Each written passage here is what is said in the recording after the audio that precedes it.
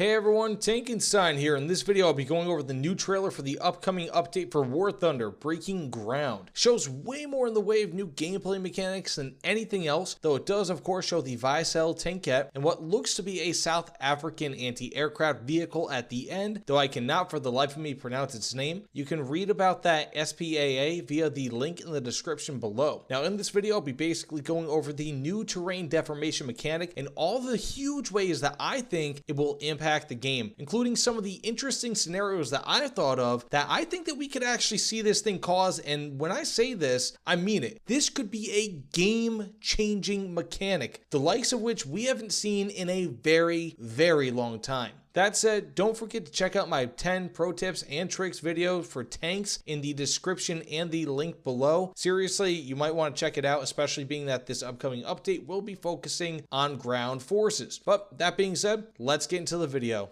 So to start, and I'll just kind of go over this, I'll be having the trailer play in the background, so you'll be able to see it probably numerous times during this video. And one of the first things that you see when it comes to the terrain deformation mechanic is the ARVEs, right? The Centurion ARVEs pushing forward these sand barriers, and they stop shells entirely. And these are not just some puny 30mm autocannon shells. These are big boy shells fired by Russian tanks, probably some form of APHE based on the vehicles I'm seeing. Forgive me if I'm wrong. I'm not really all too great with Russian vehicles. I do not specialize in them, but if I'm not mistaken, those are very, very large and very, very Russian cannons. So that being said, it looks like these will be able to stop shells, if not weaken them in some way. Now, War Thunder has had, in an offhand way, similar mechanics in-game for some time now, with kind of like how coal functions as a form of armor within ships. Though, of course, terrain deformation will be substantially more complicated in terms of protection. Now, I would imagine that sand and dirt would probably be the most effective in this role, while snow would probably be the least effective, but I may be wrong, who knows. This would create huge tactical differences between maps and would further make some tactics and vehicles better on some maps compared to other maps. So, for example, the ARVE might be most effective now on desert maps and forest maps, whereas snow maps or urban maps, it might not be effective at all. But again, this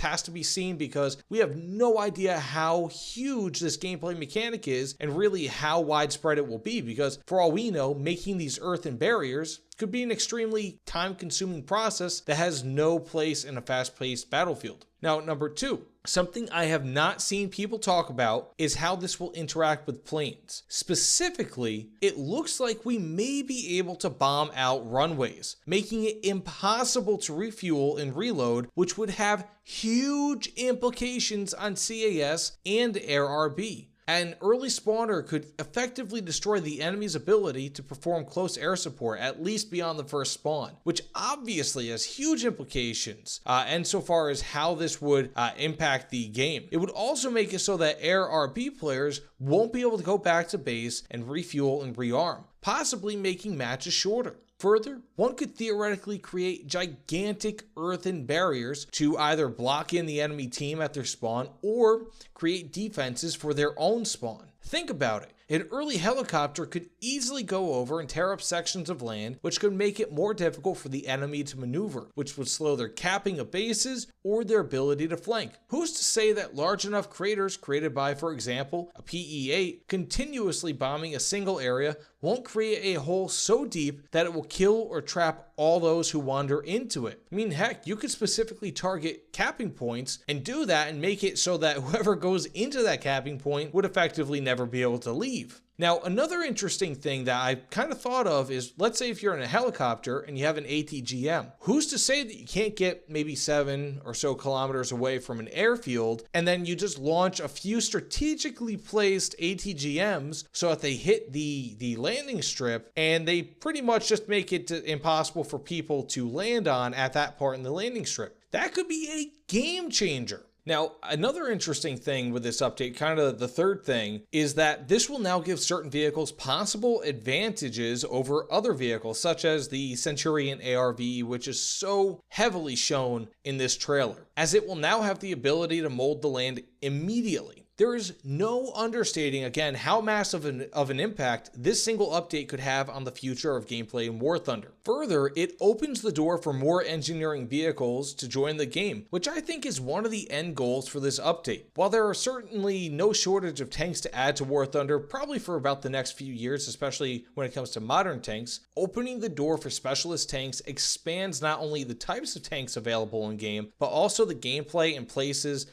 great emphasis on which tank you decide to use. It effectively adds tons of support options for tanks in the future, rather than the classic see tank, shoot tank sort of idea. You can now, in theory, fortify a captured point and dare the enemy to attack. Additionally, this could make Ground Assault Arcade more playable and will possibly make the upcoming PvE mode that War Thunder has been touting for so long a bit more interesting. Also, this is just kind of a thought I'm just having now, I wonder if HE shells will become more valuable as a terrain shaping tool. I mean, in the trailer also we're seeing Russian tanks, higher tier Russian tanks with the ability to have a shovel or a kind of a plow underneath the tank to be able to move land, kind of like the ARVE does. Who's to say that this won't be available for the engineering variants of the M1 Abrams? I mean, this could really be a game changer going forward. It could really shape the vehicles that we're going to be seeing in game from here on out. I also think that this will make STOL, short takeoff and landing,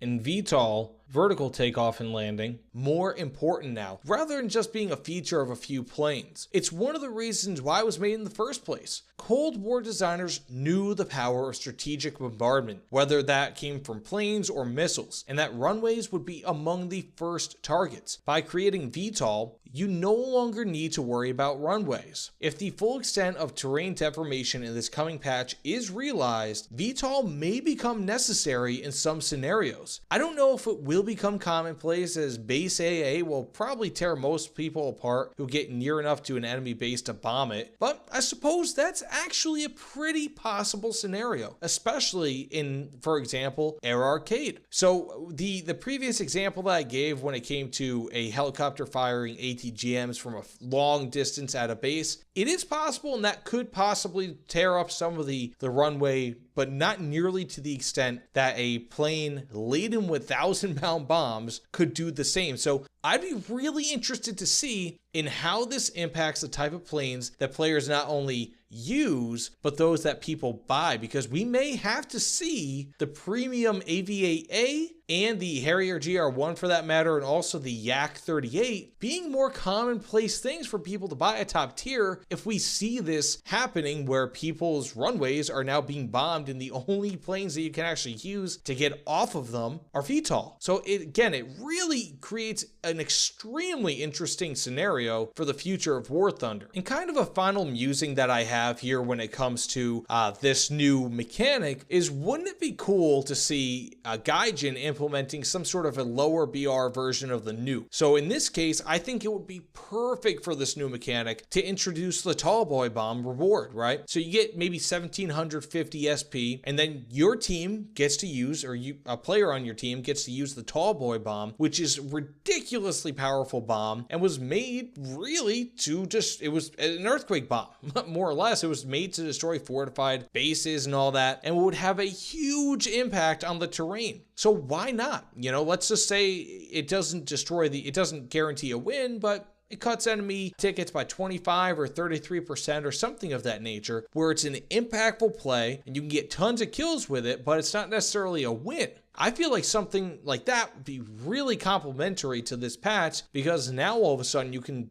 really severely deform the land that it hits, kill a few players in the process, and it would just really be an excellent way to show off this new mechanic. Now further, I think it'll be interesting, and this is something I've not seen anyone talk about, to see how water interacts with craters. So for example, could you bomb out a new stream which could then slow down enemy tanks, like in the Poland map? Could you bomb some sort of a path from the lake and then just have it where people are having a tough time crossing it? I feel like that could be pretty cool. Or maybe if an enemy tank falls into your crater and dies because of it. Now, let's just say if that happens minutes later, would you receive credit for the kill? I mean, I can't imagine that happening, but it'd be interesting to see. Now, again, there's not really such a thing as fall damage. You can drop from a 30-foot cliff on with a tank and you're not going to die necessarily for whatever reason. That doesn't exist in this game. However, maybe it will. Maybe it will in the future, and I just think that this is a really interesting thing. And one final thing that I noticed actually in the trailer is that with the ARVEs, it doesn't look like when they're shoveling all the sand forward